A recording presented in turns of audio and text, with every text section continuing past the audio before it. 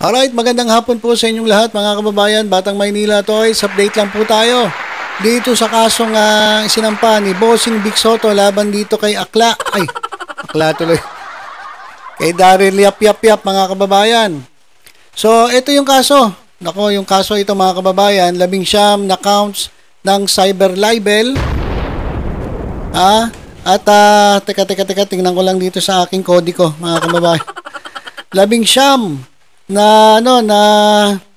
counts ng cyber libel at habeas data mga kababayan at kasama rin sa demanda ang pagpapatigil ng posting ng teaser trailer at ilang mga may kinalaman sa pelikula na The Rapist of Pepsi Paloma. So yan po mga kababayan yung mga kaso. At ang ito matindi mga kababayan. Ang moral damages na hinihingi po, ito, tingnan na natin mga kababayan ito.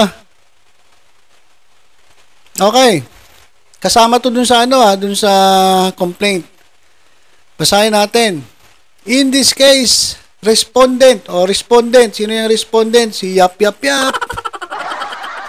Si Akla mga kababayan. Respondent must be held liable for exemplary damages in order to prevent others from committing similar offenses. His posts are so reprehensible, for which he must be held liable to pay exemplary damages in the amount of at least 15 million pesos. Yan mga kababayan, 15 million pesos for exemplary damages.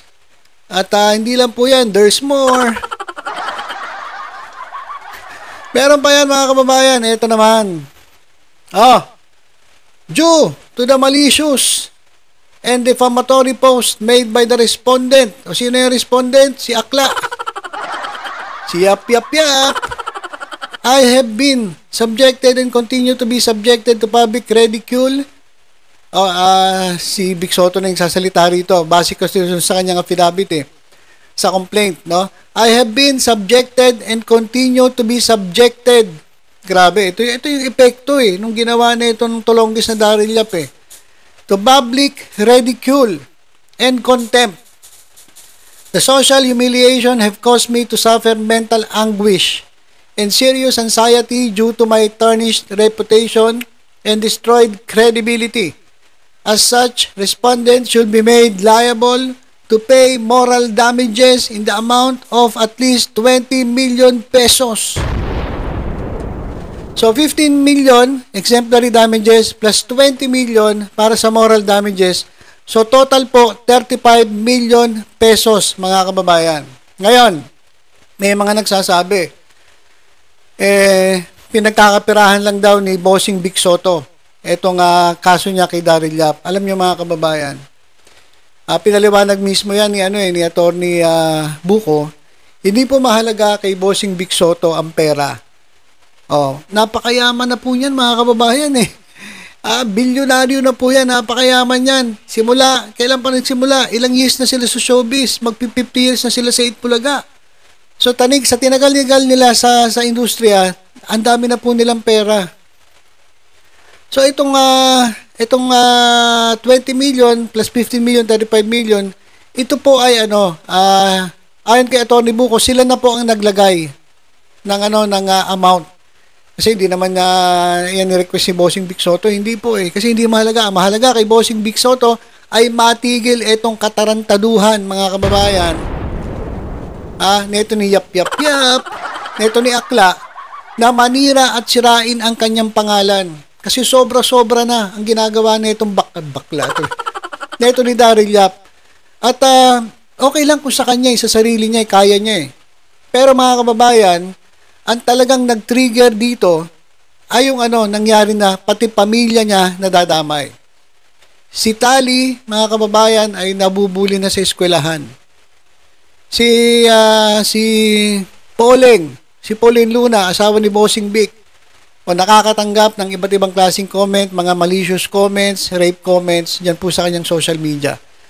So, yan po yung pinagdadaanan ng pamilya, kaya napilitan na pong magsampa ng kaso si Bossing Vic.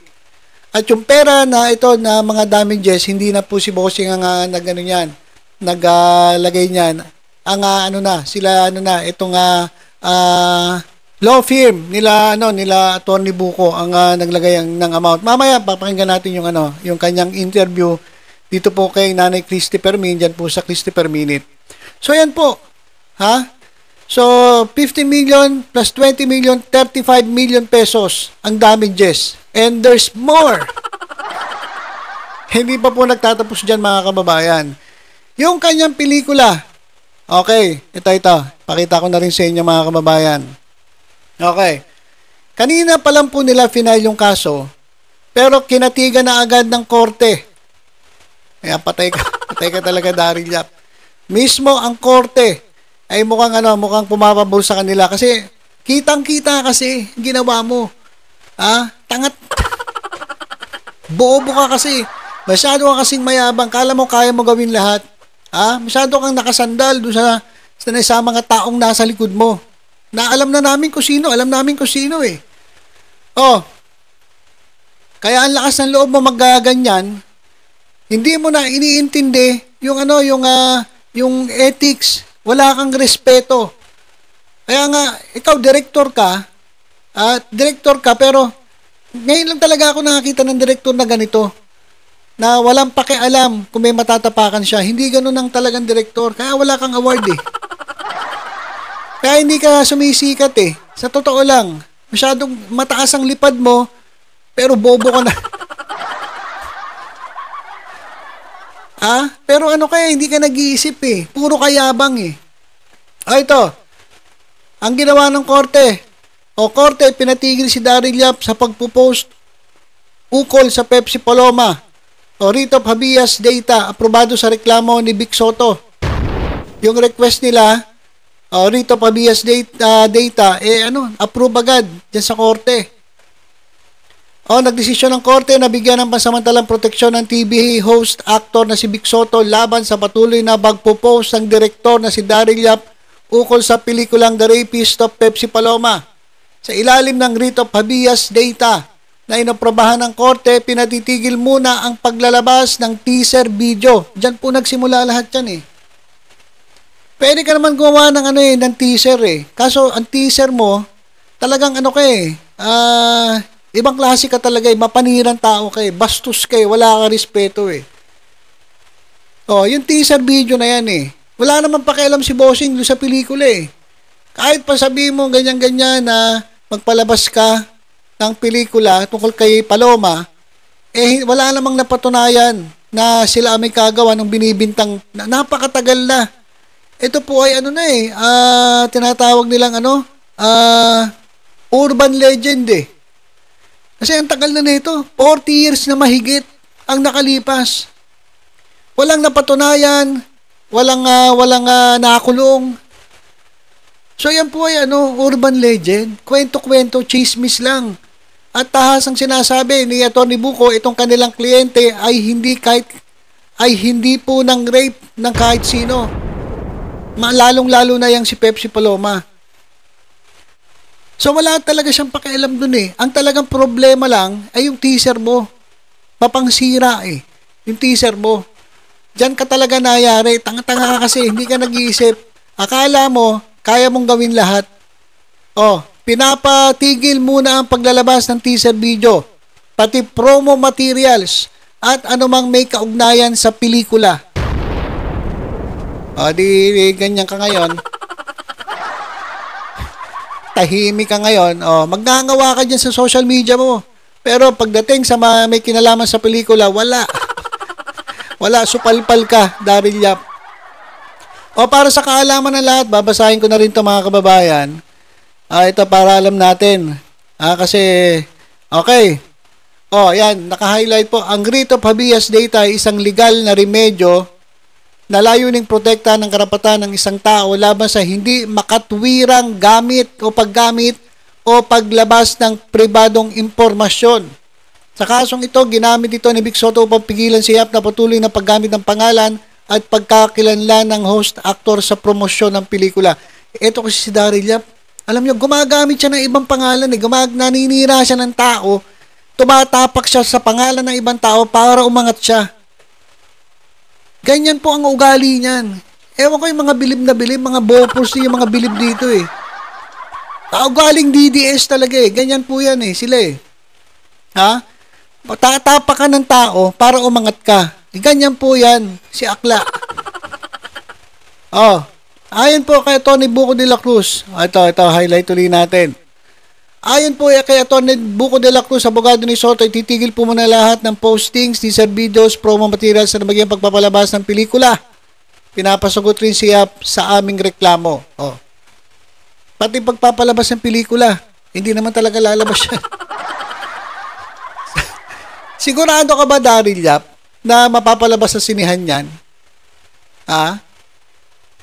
Na? Gusto ko marinig. Yung sasabihin mo.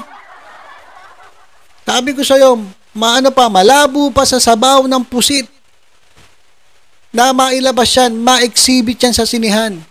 Yung ganyang klaseng paninirang pelikula. So yun po yung nangyari ha. 35 million danyos.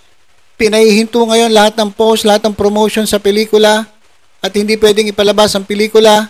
Hindi naman talaga may palalabas yan.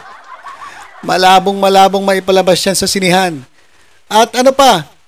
Ano pa nangyari? Ha? At ayon dito sa interview mga kababayan, ako mismo nagtanong, ang ginawa ko, tinext ko si Nanay Christy habang ini-interview niya si Tony Buco. Sabi ko, Nay, pakitanong, ha? Meron bang kulong si Daryl Yap? Kasi baka isipin ninyo na ano lang, na magmumulta lang, bayaran niya lang yung 35 million, okay na. Hindi. Mga kababayan, meron pong kulong si Daryl Yap. Yan po yung tinanong ko at natanong ni Nanay Christy kay Tony Buco. Sinagot ni Tony Buco, meron po. Alright, so, ito mga kababayan, ipi-play ko yung ano, pero dito na lang po. Yan po yung interview mga kababayan ni Nanay Christy Fermin at ni Romel Chica dyan kay Tony Buco. Dito ko na lang pakikinggan mga kababayan sa ano hindi na natin i-play yung video, baka makopyright tayo ng ano ng 1PH. So, pakinggan na lang nyo na po yung yung interview. Alright? So, ito mga kababayan. Natin ngayong tanghali, ang nakakahawak kamay po, ang nakipaglaban sa Tito Vic and Joey tungkol sa title o titulo ng Itbulaga na kanilang napagtagumpayan. At siya rin po ang kahawak kamay ngayon ni Bossing Vic Soto. Okay, yung nagirinig nyo po, ayan po si Nanay Christy Fermin. Sa pagsasampa ng kasong cyber libel at iba pang impormasyon. Nandito po, kasama po namin, Attorney Buco de la Cruz, na matagal na natin pinapangarap na nakakita. Attorney Buco, magandang tanghali. Attorney, po sa Christopher Dinit. Magandang tanghali din po. Magandang tanghali. Alam mo, Attorney Buco, ang layo mo kaming tagahanga. Andito lang kami, malayong malayo. Pero yakap ka namin. Okay. Attorney, nabanggit na po namin yung ibang kaso kanina sa impormasyon. Pero parang kulang po, hindi po sapat ang aming ipinaliwanag tungkol po dun sa 16 counts po of cyber libel. 19 counts po. 19. Okay guys, pakinggan ninyo maigi Ito po yung detalye. Okay? Ito po yung pinaka-detalye ng sinampang kaso ni Bossing Vic Soto dito kay Akla. Okay? 19 po ba? Opo, 19 po yung sinabi ko kanina. Namali lang ako. Cyber libel. Ano po yung habeas data at TRO? Pakipaliwanag po, Attorney Buco. Opo, wala pong TRO. Iba ho kasi yung TRO tinatawag, no? Yung po ay temporary restraining order. Ang ipinail po namin kasi ay dalawa. No? Una po ay yung writ of habeas data na ipinail po namin 2 days ago. Yung po ay civil case. Ang layunin po noon ay pigilan ang pagpapakalat ng anumang impormasyon. Okay. Ganito. Kaya pala meron ng decision yung writ of habeas data. 2 days ago pa pala nila final. So iba po yung kaso ngayon, iba po yung kasong final nila. Yun po yung request naman nila 2 days ago. Kaya meron po agad na sagot ang korte. Okay? Para maliwanag kasi sinabi ko kanina, kaka-file pa lang nila, hindi po pala. So 2 days before, nag-request na po sila ng writ of habeas data na ngayong araw ay napagbigyan ng korte. Okay? Para malinaw lang po Sensitibo, personal sa aming kliyente na nakakasira o nagbibigay panganib sa kanyang buhay, seguridad, no, at sa kanyang pamilya. Kabilang dito yung teaser video, no, at iba pang pictures, pangalan niya na ikinakalat ng mga respondent, particular si Mr. Daryl Yap. So yun po yung writ of habeas data. Kasama sa aming hinihiling na tanggalin, no, i-take down ang anumang posts, lalong-lalo na yung teaser video, at pigilan ang kalat pa nito, at gayon din ang sinasabing pelikulang ilalabas ngayong Pebrero. So yun po yung sakop o saklaw ng writ of habeas data. Ayun. Okay, sandali lang guys Silipin lang natin kasi ngayon inutusan ng korte si Daryl Yap na tanggalin na yung mga post na yan. Tingnan natin kung tinanggal ni Daryl Yap guys Silipin natin etong yan, Facebook page ni Daryl Yap. Tingnan natin kung tinanggal na niya. Okay? Eto may paliwanag pa nga si may paliwanag si Akla Okay, nagpaliwanag nagsalita pa Napakalinaw naman ng teaser, maging ng caption nito, nagsampa, inurong, lumaban, bumawi. Bakit? At sino ba nagsabi na ang tinutukoy ng title ng pelikula kong Trop the Rapist sa Pepsi Paloma ay ang kliyente mo? Kayo lang. Ayan ang sabi, linaw-linaw ng teaser Ano ba yan, Daryl Yap? Ang linaw-linaw ng teaser. Pinapalabas mo na ang rape ni Big Soto, si Pepsi Paloma. Napakalinaw. Alam mo, Daryl Yap, ito lang masasabi ko sa'yo, kukunin ko yung sinabi ng isang vlogger, kupal ka ba? Saka huwag ka magpaliwanag dyan huwag ka magpaliwanag dyan sa social media. Sa korte ka magpaliwanag. Daryl Yap, huwag kang magpaliwanag dyan sa Facebook page mo. Doon ka magpaliwanag sa korte. Dahil ang maniniwala lang dyan sa sinasabi mo sa social media mo, ay mga tulongges mo na mga na mga DDS na hindi nag-iisip o pare-parehas kayo mga bopols. Ayan. Kaya huwag ka magpaliwanag dyan. Huwag kang magdak-dak-dak sa social media. Sa korte ka magpaliwanag. Pinapagpaliwanag ka ng korte, doon ka magpaliwanag sa korte. Huwag dyan sa social media. Ayan po yung post niya Tigsilipin lang natin kung tinanggal niya yung kung tinanggal niya yung yung teaser. Kasi bawal na po Bawal na pong i-post, mga kababayan. Tingnan natin kung binura na Kasi inuutusan na siya ng korte. Tingnan natin Teka. Ayan, hindi pa, mga kababayan January 1, 5:01 PM. Screenshot nyo, mga kababayan. Screenshot nyo. Ako nakasave na sa akin to. Ayan, mga kababayan, Yan po, mga kababayan, yung teaser. So, hindi pa po binubura ni Daryl Yap, pero inutusan na siya ng korte na burahin, i-take down lahat po ng mga pinost ni Daryl Yap. So, hanggang ngayon, hindi pa po siya sumusunod sa utos ng korte. Ayan, mga kababayan, 15 million views, teaser views. Ayan lang naman ang habol niyan Views. Walang iya ka. Gusto mo lang maraming views, pero maninira ka ng pangalan ng ibang tao. Walang iya. Views lang. Tuwan-tuwa ka, nag-post ka, 15 million views yung teaser mo. Pero, ang sinira mo, may sinira ka Sinira mo yung pangalan ni Bossing Big Soto. Inialalagay mo ngayon sa alanganin ang buhay ng anak niya at ng asawa niya. Kasi ang dami na pong dami na pong nagko-comment, ang dami na nang bubuli. Yan po kay Tali at maging kay Pauline Luna. Meron kang views, pero buhay naman ng ibang tao ang naapektuhan. Ganyan po yan. Ganyan po yung si Daryl Yap. For the views. Wala siyang pakialam, wala siyang respeto. Napakawalang hiya. Kaya yung mga naniniwala dito, yung mga bilib na bilib dito, alam nyo, mga bobobo nyo, sa totoo lang. Okay, so balik tayo kay Atty. Buko, guys. Mas matindi pa pala, Romel, sa sinabi natin kanina, yung saklaw nito, di ba? Attorney, kami po ay interesado lamang. Kilala po namin si Bossing Vic bilang a man of few words. Nung nagkaharap po kayo, at naglantad siya sa inyo ng kanyang saloobin tungkol dito sa clickbait viral video na ito. Ano po ang sinabi niya sa inyo? Ang sabi po niya, sanay na siya sa ganitong mga pakulo. Sabi niya, no, mga pakulo ito sa paglalayon na magbenta ng pelikula o programa, normal ito. Kaya lang ang sabi niya, ang hindi niya matatanggap at kailangan na niyang palagan at umaksyon ay yung kanyang asawa o pamilya nadadamay na. May mga threats na natatanggap yung pamilya, lalong-lalo na sila Miss Pauline. Kung makikita niyo yung mga comments, may mga threats na i-rape, may mga threats. May videos daw po. Yes, may mga rape threats, may mga threats na kikidnapin ng anak, may mga threats na... O yun po, ganong katindi ang epekto ng ginawa ni Daryl Yap. Kaya doon sa mga nagsasabi na dapat pinatapos ng debossing, meron ako nakitang DDS na ang sabi, dapat pinatapos muna, mali daw ginawa ni Vic Soto. Sino nagsabi sa'yo mali ginawa ni Vic Soto? Sino? Wala kang karapatang magdikta kay bossing Vic Soto. Iniingatan niya pamilya niya. Yung Criset Chu, yung Chu.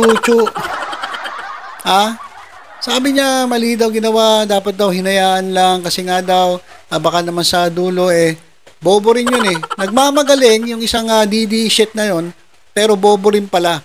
So, iba kasi. Kaya, ginawa ni Bossing Vic Soto, itong pagdemanda para matigil itong katarantaduhan itong akla na to. Yan po yun, mga kababayan. Dahil, iba na po ang epekto sa pamilya niya, sa anak niya, pati sa asawa niya. At yung bata, binubuli sa eskwelahan. Ito yung mga bagay na hindi na matanggap ni Bossing Vic, na bakit pati ang pamilya nadadamay sa isang irresponsableng paghahayag ng mga bagay na wala namang katotohanan. Irresponsable. Irresponsable kasi yan Irresponsable. Hindi nag-iisip, walang respeto. For the views. Ayun lang ang gusto, for the views. Ganyang pera. Pero irresponsable. Kaya hindi umaangat yung direktor na yan Napaka-irresponsable. Opo. Romel? Attorney, kasi po, di ba, lumaganap na po ang teaser na marami nagsasabi na baka po yung kabuuan ng pelikula, hindi naman po ganun ang kahihinatnan. Ano pong masasabi yun? Kasi yun po ang usap-usapan. Naku, panoorin muna. Oo. Panoorin muna yan. Whitewashing daw sa dulo. Ipakikita daw ng pelikula niya na hindi totoo na nagkaroon ng ganung case at hindi raw kasama at kasangkot ang Tito Vic and Joey. Ano po masasabi niyo, attorney? Hindi naman talaga wala naman talagang rape. Gawa-gawa lang naman talaga yung allegation na rape. Pero ang kaso kasi ay isinampa hindi dahil sa pelikula. Ang kaso ay isinampa dahil sa teaser video yung inilabas na. Ngayon, yung intensyon ng may likha ay hindi mahalaga sa kasong cyber libel. Kahit ang layunin mo ay maganda o may pangako o balak kang kumambyo sa pelikula, hindi na yun pinag-uusapan. Ang pinag-uusapan ngayon ay naglabas ka ba ng isang video, yung teaser video na mapanira sa isang tao? Ito ba ay ipinost mo publicly? At dahil dito ay napinsala mo ba ang reputasyon ng isang tao? Ang sagot po dito, okay. Ayun lahat po ng tanong ni Atty. Buko sa pool. Sa pool si Daryl Yap. Sa pool mga kababayan. Oo So kung ano man ang iyong good intentions, hindi siya depensa. Malisyoso, napakalinaw. Pinanggit ang pangalan. Attorney, ito po ba ay dadaan sa proseso ng speedy trial kung sakali? Tama po, Nanay Christy. Ito po kasi ang hiling ng mga CFMers at mga Dabarkads. Sana po, speedy trial ang maganap dito para agad-agad na mabigyan ng leksyon ang bansuting direktor na yan. Opo.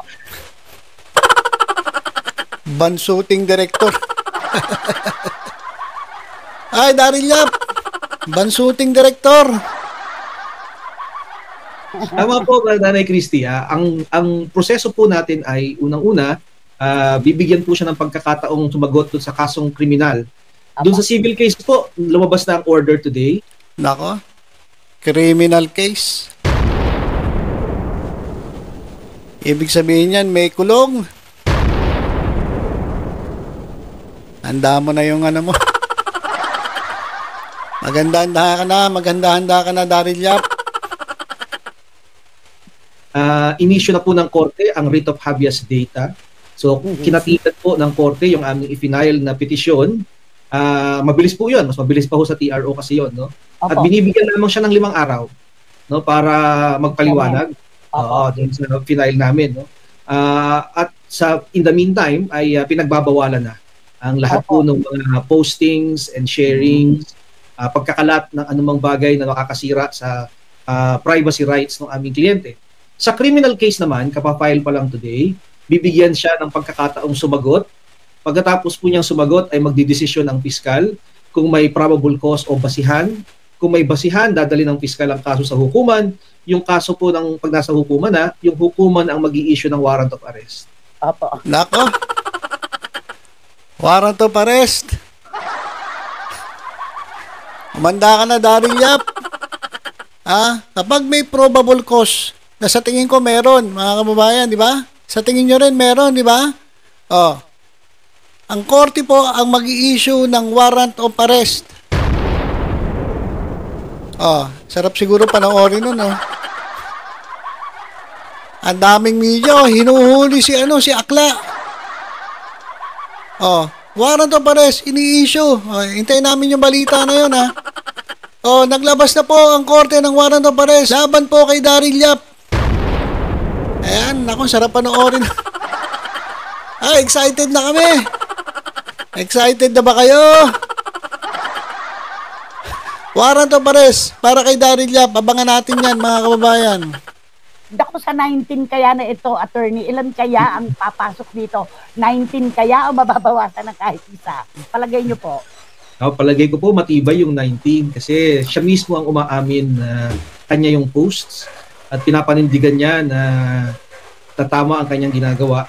Ito ang magandang pagkakataon para ho makita natin kung ano ang paraan o proseso ng hustisya sa Pilipinas. Sabi nga po natin na Nanay Christy, may karapatan at kalayaan ang bawat isa. Pero hindi po tayo malayang mag-libel o manira ng ibang tao. Attorney, isa pa pong tanong. Ang dami po dito. Pati po ba ang mga tao sa likod ng pelikulang ginawa nitong direktor na ito ay dapat managot? Kakasuhan din po ba nila? At alam nyo na ba kung sino ang producer dito ni Daryl Yap?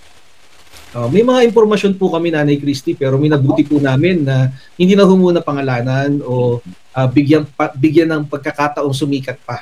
Ang nais po namin kasuhan ay ang direktor, ang may likha, at sino. Okay. So, alam na nila kung sino yung nasa likod, mga kababayan. Alam na nila kung sino yung producer. Pero hindi na nila binanggit kung sino. Baka sumikat pa. Meron ba kayong ano? Ano sa tingin niyo sino? Baka sumikat. Eleksyon eh. Baka sumikat. Marinig pa yung pangalan. Kumalembang yung pangalan. Baka naman pagdating na eleksyon eh, maiboto pa. So minabuti nila na manahimik, wag na lang sabihin. Kasi baka pag sisikat pa yun eh. Bahala na kayo. O sino yung sinasabi ko? Alam ko naman, alam niyo kung sino yun, ha? Sino pa ba malapit dyan? Mga tao acting for and on his behalf. So nilawakan na lang po namin yung saklaw. So sino mang tao na magkakalat, magpo-post o magko-cause ng publication ito ay kasama po doon sa aming kinakasuhan. Ang layunin po kasi namin unang-una ay matigil muna yung pagkalat. Tsaka po namin papanagutin yung kung sino man po ang nasa likod ng ganitong paninira kay Bossing Vic. Attorney, pakiulit lang po natin, kinatigan na po kayo ng korte doon sa civil case na isinampan nyo. Mula po sa araw na ito, ano po ang nakalagay? Summary po kasi yun naibigay na po. Granted na po yung pong request namin for a writ of habeas data. So nag-issue na po ng writ of habeas data ang korte. Ang ibig pong sabihin ng writ of habeas data ay inuutusan na ng korte ang respondent na sumunod doon sa kanyang mga panuntunan na itinakda. At kabilang nga po dito sa aming prayer o yung hinihiling na ginrant po ng korte ay ang pagtigil muna, pag-suppress, pag-take down doon sa mga posts, no? Take down, pero tiningnan natin kani-kanina lang, ngayon lang, nandun pa rin yung teaser video Tigas talaga ulo Kupal talaga, mga kababayan At pagsunod sa kanyang utos na magpaliwanag ang nasabing respondent. Ayan, Direk Daryl Yap, yan ang dapat lagyan mo ng caption. Mahilig kang maglagay ng caption. Sinabi mo pa kanina sa inilabas mo na nag-iimbita ng mga media personalities si Bossing Vic Soto para puntahan ang pagsasampan niya ng reklamo. Hindi niya kailangan mag-imbita. Hindi niya kailangan mag-imbita. Apo, una, hindi po talaga nais ng aming kliyente na gawing usapin ng pera ang kaso pong ito. No? Kami lang po ang naglagay talaga ng halaga. Sa kanya po kasi ay walang halaga. Ang pangalan, no? walang presyong po pwedeng sumukat sa perwisyong na idulot sa kanilang pamilya. Ang sabi nga po ni Bossing Vic, it took him a lifetime. No? Buong karir niya ang iginugol niya para sa kanyang pangalan sa industriya na kung siya ay tawagin ay Bossing Vic, may paggalang, may respeto, at ito ay nasira sa isang iglap lamang, sa isang post lamang na mapanira. Kaya yung pong presyong inilagay namin ay hindi po sukatan ng perwisyong na idulot kay Bossing Vic. Ito po ay nilagay namin para lamang magkaroon ng numero ang hinihinging danyos. Attorney, last question po mula kay Batang Maynila to 8, isang kaibigan namin na vlogger. Naipakitanong, may kulong po ba sa ganito o multa lang? May kulong po, Nay, kasi po ang cyber... Ay, ayan, narinig nyo ha. Daryl Yap, narinig mo ha.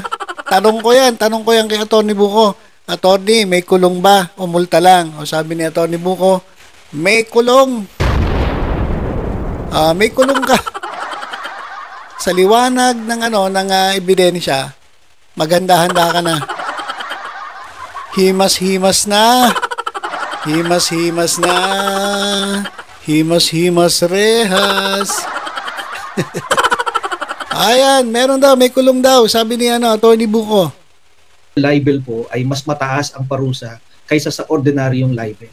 So yun lang mga kababayan, narinig naman natin ang linaw-linaw yung lahat po ng detalye ng kaso na isinampa ni Bossing Vic Soto.